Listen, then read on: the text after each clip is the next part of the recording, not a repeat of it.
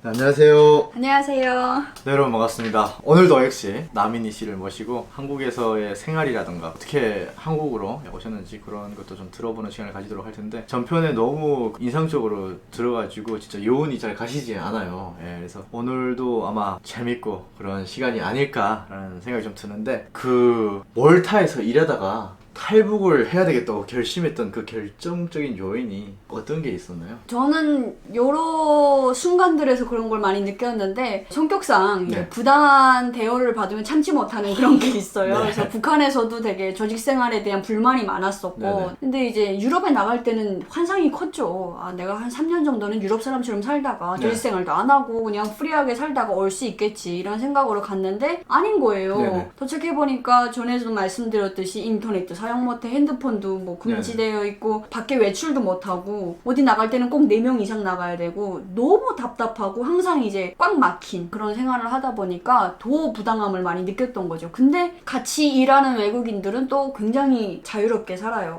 하고 싶은 거 다 하고 네.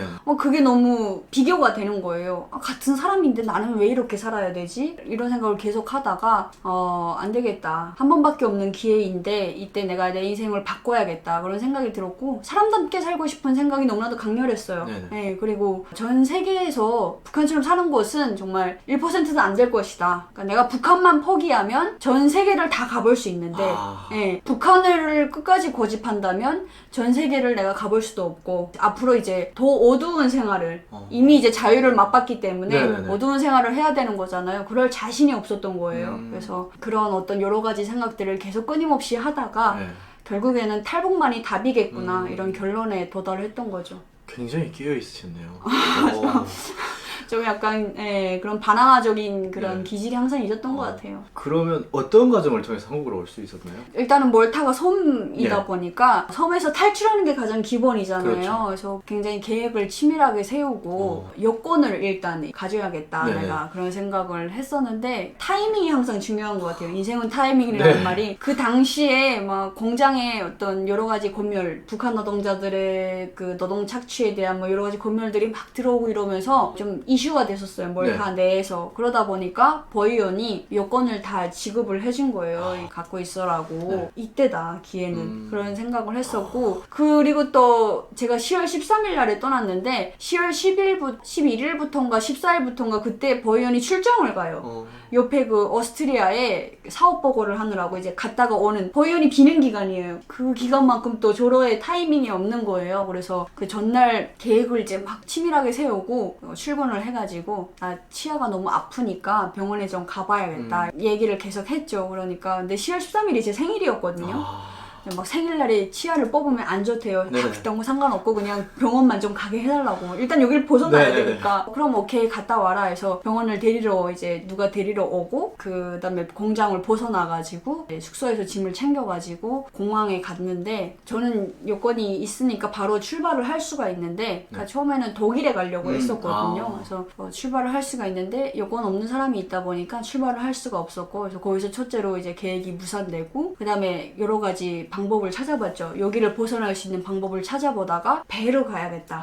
네, 배로 가는 방법이 또 있었어요. 그래서 그 몰타에서 시칠리 섬까지는 당일로 여행도 가능하거든요. 그래서 여권이 굳이 없이도 갔다 왔다 할 수 있는 것이고 그래서 배편을 구매해가지고 배로 일단 빠져나와서 이탈리아에 도착했고 네, 그때 가장 안도의 숨이 내쉬더라고요. 그 배가 떠날 때도 그 배가 천천히 떠나는데 너무 안타까운 거예요. 빨리 좀 쏜살같이 갔으면 좋겠는데 이 배가 막 이렇게 천천히 떠날랑말랑 할 때 이제 누가 막 그 배에다가 막 우리 북한 사람들 탔다고 막 이럴 것 같은 느낌도 들고 조마조마했는데 일단 이탈리아에 딱 도착하니까 마음이 놓이고 그 다음부터 이제 지도를 보면서 찾아가지고 이탈리아를 거쳐서 오스트리아 그다음에 이제 독일까지 육로로 갔어요. 와 진짜 대단한 게 핸드폰 없이 지금 그렇죠. 네. 그렇게 쭉 가고 저는 핸드폰 없었는데 일행 중에는 핸드폰 있는 사람이 있었어가지고 그래서 그렇게 해서 독일까지 가서 독일에서 이제 난민 신청을 했던 거죠.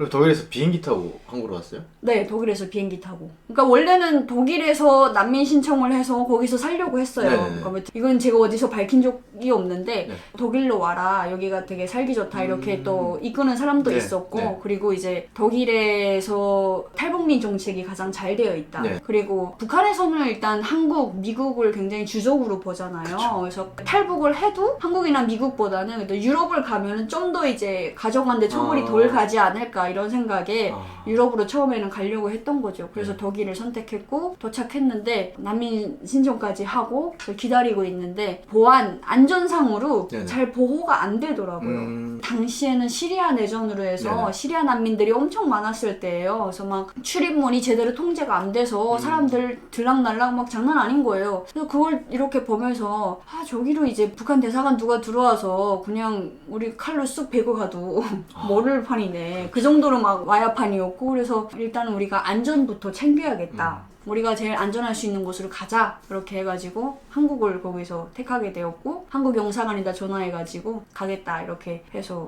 그 다음날 바로 비행기를 타고 한국까지 오게 된 거죠. 와 되게 영화의 한 장면 같네. 좀 힘든 기간도 있었고 네. 엄청 즐거웠던 기간도 있었고 왜냐면 알프스 쪽으로 이제 오다 보니까 너무 아름답고 예, 관광도 하면서 이제 오고 이러다 보니까 여러 가지를 다 경험했던 제가 생각하기로는 그래요. 제 인생 최고의 여행이 아닐까.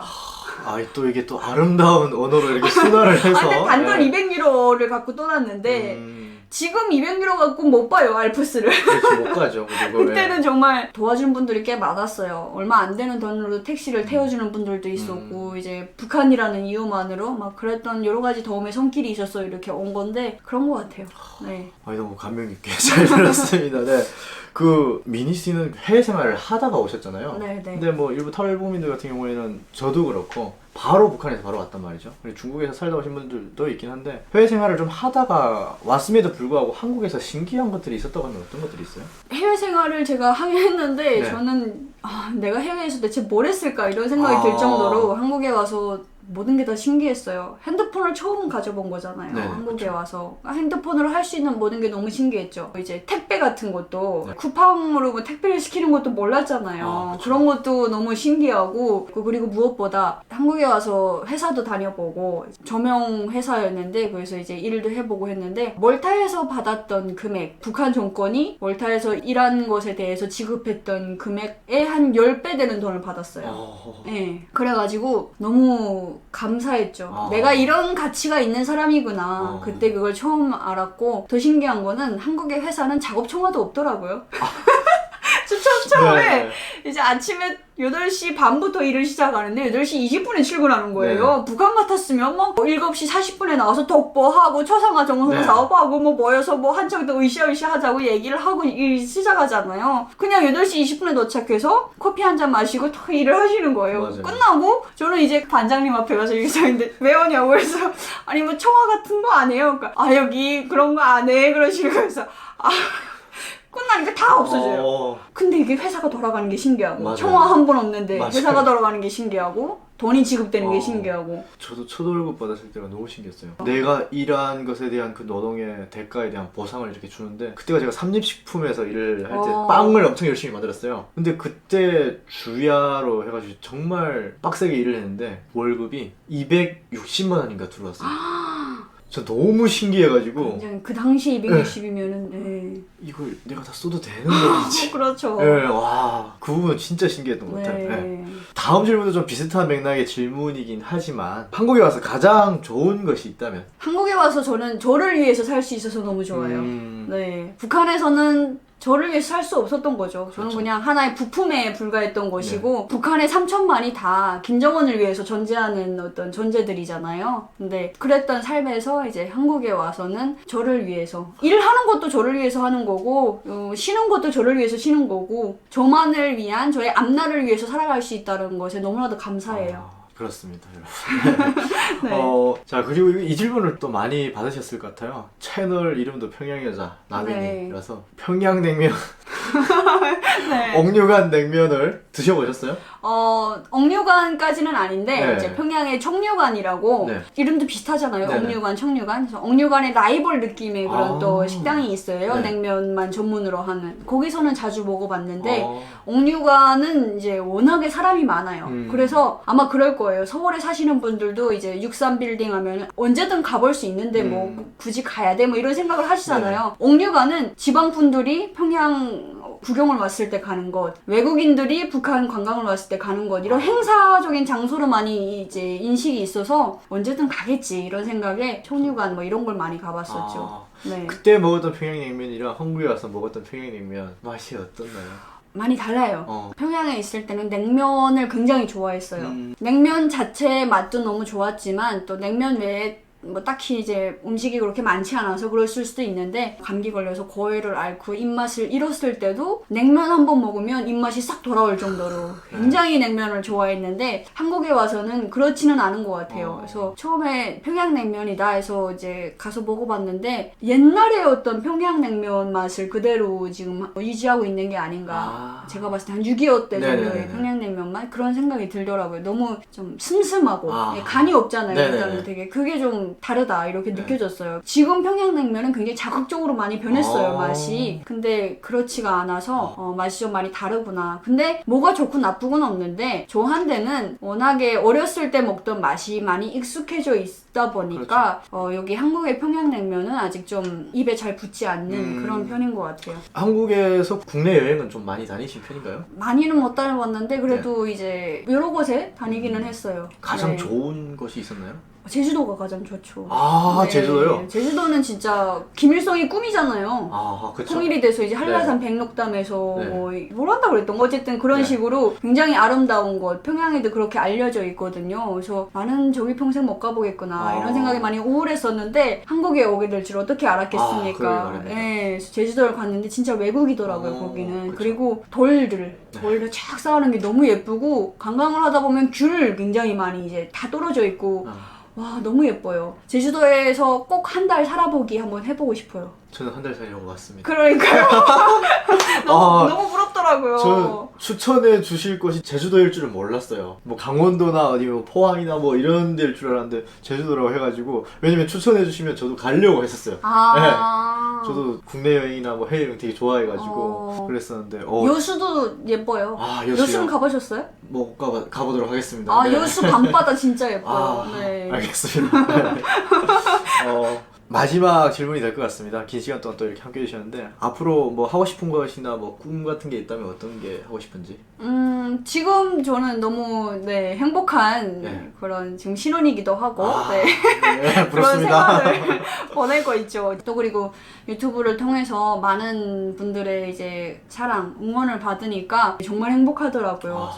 진짜 여기 한국에 와서 저의 어떤 가치에 대해서 또 새롭게 느끼게 되고 물론 대단하지는 않지만 그래도 내가 이렇게 사랑받을 수 있는 존재구나 이런 걸 알게 돼서 너무나도 감사하고 지금처럼만 이렇게 살았으면 좋겠고 새롭게 생긴 꿈이 있는데 한국 드라마가 북한에 많이 들어가는 상태이잖아요 지금. 그랬을 때 이제 제 얼굴이 한번 잡혀가지고 어디서든 북한에서 드라마를 보는 분들이 저 사람 평양에 있던 누군데 지금 저렇게 살고 있구나 이런 걸 좀 알 수 있으면 가장 바람은 가족이 제일 먼저 봤으면 하겠지만 어쨌든 누구라도 볼 수 있으면 좋지 않을까 이런 새로운 꿈도 또 좋습니다. 저희 그러면 웹드라마 하나 만들죠. 네. 너무 좋죠. 거기에 출연해주시고 너무 감사하죠. 같이 출연해가지고 하나 만들도록 하죠. 감사합니다. 너무 또 좋은 그런 생각을 갖고 계신 것 같고 저도 영화에 이렇게 출연해서 저희 부모님들이 제 얼굴을 이렇게 보는 게 또 소원입니다. 그래서 그런 결이 좀 비슷한 것 같아가지고 앞으로 저희 채널에 좀 자주 나오십사 하고 이렇게 또 부탁드리고 싶고